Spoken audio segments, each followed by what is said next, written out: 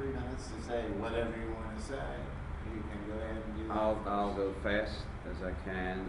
My background, like I said, is in the things I gave you. But I came here in '72 to run the Jacksonville Suns baseball team, and I mention that because I've had a lot of success in the private world, and because running a retail operation, which I've done in professional sports for about 12 years, allows you to be right there with the public.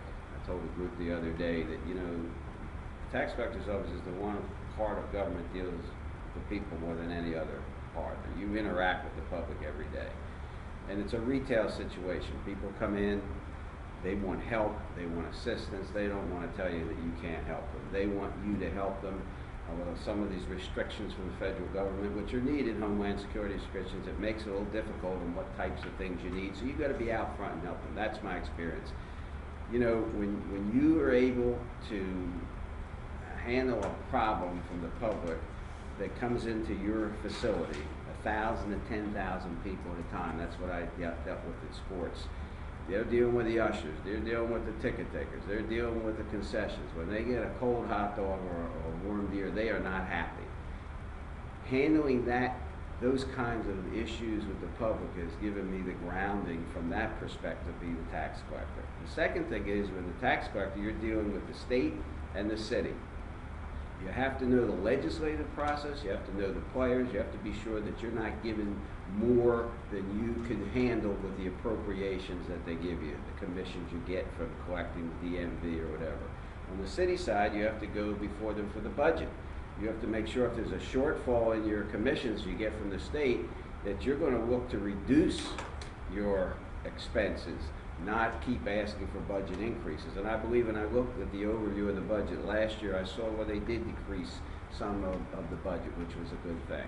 So I have the retail background, I have the legislative experience to run this office. If someone was putting out a job description and they said, tax collector, Duval County, here are your requirements, education, I've got a master's degree, experience, give them the retail experience, the management, the dealing with your workers, that kind of management, labor negotiations, management with your workers, budget preparation, past experience in a related field. I have all of that, and I think that's what has me stand out above the other two candidates in those categories.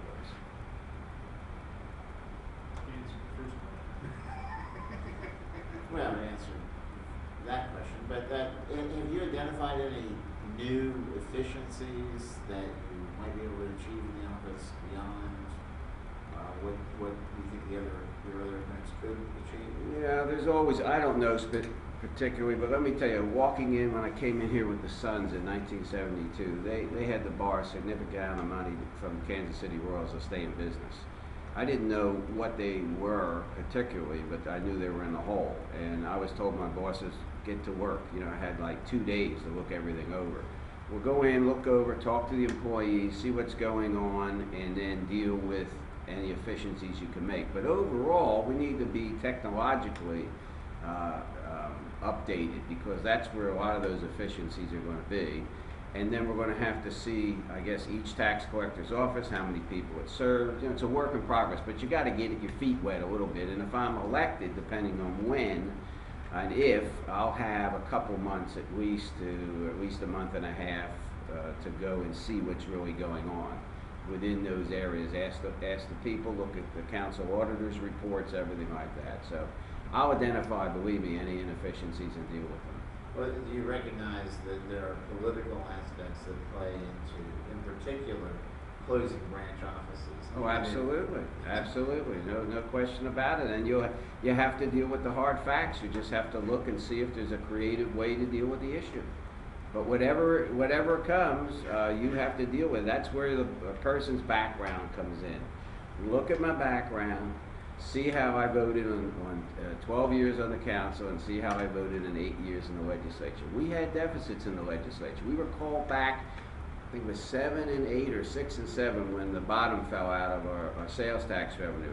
I was in Tallahassee 6 months each year, 6 months physically on the ground, not looking for revenue, but cutting expenses. As you know, we have to balance budget there, and we had to do it in the city.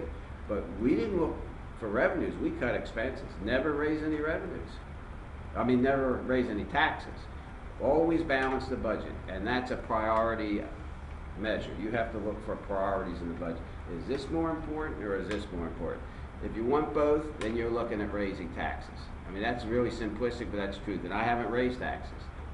I've never had fees. So, you look at someone's background and then you decide, is he the better person? I mean, I'm not trying to tell you what to do. I'm just saying, you look and see if he's the better person to handle efficiencies that may come up in the office by your track record. Okay. We have one track record for one of your two appointments. Yeah, sure. Oh, how would you use your status as the tax collector to influence public policy beyond the mundane statutory obligations of the office? As you may know, the current tax collector, Mike Hogan, made some was on the taxation budget reform committee. Would you use your position and try to do some public advocacy for against things, or? Let me tell you what I would do. And I've thought about this. I'm a political activist, always have been.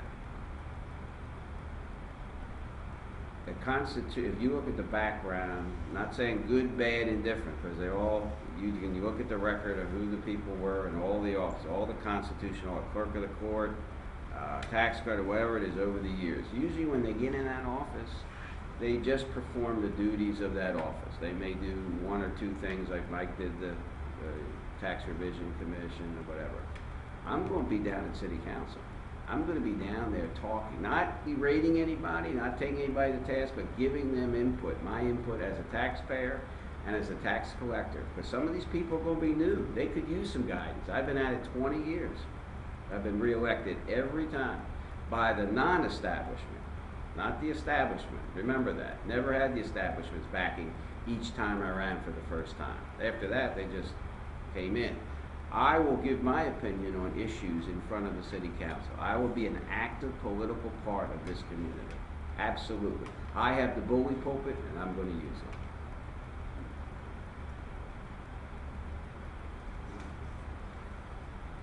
All right. In particular, since this is the tax collector's office, do you have some particular thoughts on how you make the public's use of the office more consumer friendly?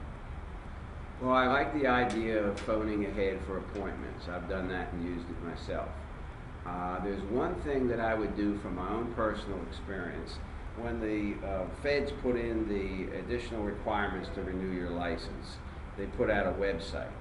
I'm glad I read the website. I'm not sure everybody did, because it's like a menu you get in a Chinese restaurant. One from column A, two from column B, one from column C, whatever. Because I don't have my Social Security card. I mean, I know my number, but I can't find my card. I was 9 years old when I got it. But I armed myself with that paperwork. And when I went in, I had a 1099 instead of whatever. I think it was the Social Security. It was one of the allowable choices. And the lady said, I've never seen a 1099. I said, well, let me show you. And I pulled the stuff from the website and I showed it to her. And when she saw that, she said, oh, I didn't know that. It could have been a major mess if I didn't have that, depending on the kind of person she was. She may have sent me home, which meant another day away from work, or a couple hours on a whole day, whatever. But I was prepared. One of the things I'll do is I will make sure through the media that we let people know in advance what those specific requirements are that were imposed upon us from, let's say, the feds or somebody else that they normally don't have to do when they go get their license or whatever. Whatever it is, maybe there'll be a new restriction, but I will let them know and go to the media to try to get the consumers to understand what's going on. And then I will train through middle management the people behind the desk, no different than running a baseball team. You have to be consumer friendly. If someone is in the wrong seat, you ask them for their ticket, you try to help them. If you see that it's a mistake that they made genuinely, you take them over here. If there's any problems, you take care of it. You're not belligerent, you're not angry, you serve the public. Because if you don't serve the public in business, you're out of business. That's the attitude we need to have in the tax collector's office. We have to serve the public, we have to serve their needs, be consumer friendly, and that's what I'm used to, and that's what I'll continue. What savings do you see in future budgets from the tax collector? Have you identified any specifics, any appointees, the level of appointments, or No, I really. hardware? Let me tell you why I haven't looked into, well, I think technology, I'm gonna look at that first, but I haven't done that. I've been very active in running this campaign, but one of the things I didn't wanna do is even ask the question to anybody about appointees. But because I'll tell you, you start asking people about appointees, and it gets around where it could look like you're trying to get votes and put in your own people. And to avoid any of that, I just have not dealt with that issue at all. There'll be plenty of time to do that. I mean, I don't want to minimize the answer, and I don't want to sound unprepared, which I am prepared. But it's going to take a little bit of time to get in and see particulars what has to be done. But I think first thing you have to look at is the technology. You have to constantly upgrade the technology and see if you can make it easier for people to service your operation. And then you look at employees and you look if there's any overlap, and then like you said, the appointed people, maybe you don't need as many. Probably not, because those jobs tend to be patronage jobs, whether it's for the mayor's office or whether it's a governor, that's politics. And so you really need to focus in on those particular appointed jobs and make sure that you're not putting them in there because somebody helped you with your campaign. That's very, very important.